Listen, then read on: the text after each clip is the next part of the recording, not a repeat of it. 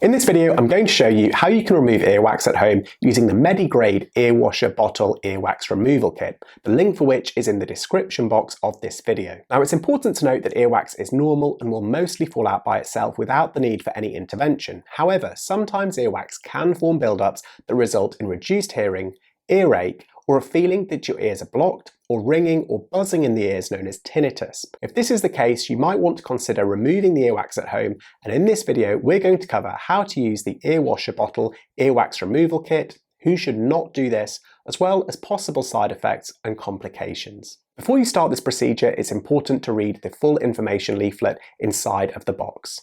First, apply 2 to 3 drops of medical grade olive oil in your ear 3 to 4 times a day. You should do this for 3 to 5 days. NHS UK recommends that you do this whilst lying your head on one side for a few minutes to let the oil work its way through your ear canal, and you might find it easiest if someone helps you to do this. Over about 2 weeks, lumps of earwax should fall out of your ear, especially at night when you're lying down.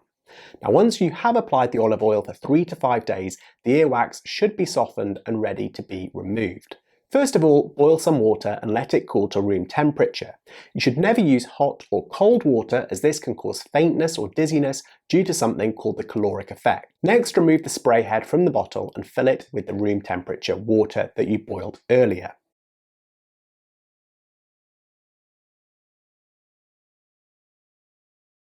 Reconnect the spray head and make sure that it is securely fastened. Next, apply the nozzle attachment by twisting it onto the spray head. You can also attach the nozzle tips onto the end of the appropriate nozzle attachment, and these nozzle tips can be trimmed to custom length with scissors for ease of use. You're now ready to do the ear washout.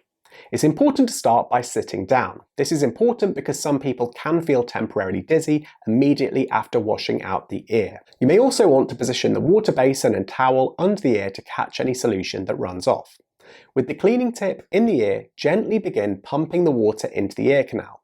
You need to be careful not to over-insert it into the ear because this could risk damaging the eardrum.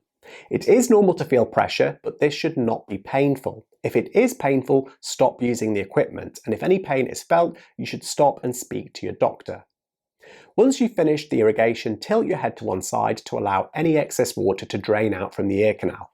Now, it's important to note that blockages of earwax, especially if they are large, may not loosen immediately, and you might need to repeat this procedure more than once. Now, you can also try using the soft bulb syringe filled with clean water to remove any loose earwax. For some people who've got very severe blockages of hard earwax, they will need to remove professionally using microsuction. Now, you shouldn't try this at home if you've got very sensitive ears, you're currently using any medication in your ears, you have or suspect you have a hole in your eardrum, pain in the ear, or tympanostomy tubes, any infection, bleeding, or discharge coming from the ear.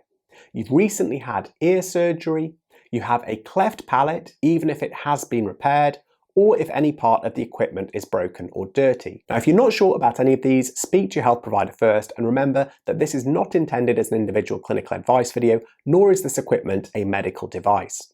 It's also important to note that whilst this is a common procedure, there are some potential risks and negative side effects associated with it. These include the risk of an ear infection due to the introduction of water into the ear canal.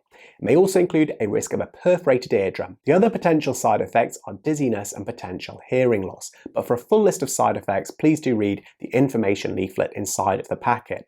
For more information about today's particular products that I used in the video, including where to purchase them, please check out the description box of the video, where I've included lots more useful links and helpful resources about earwax blockages.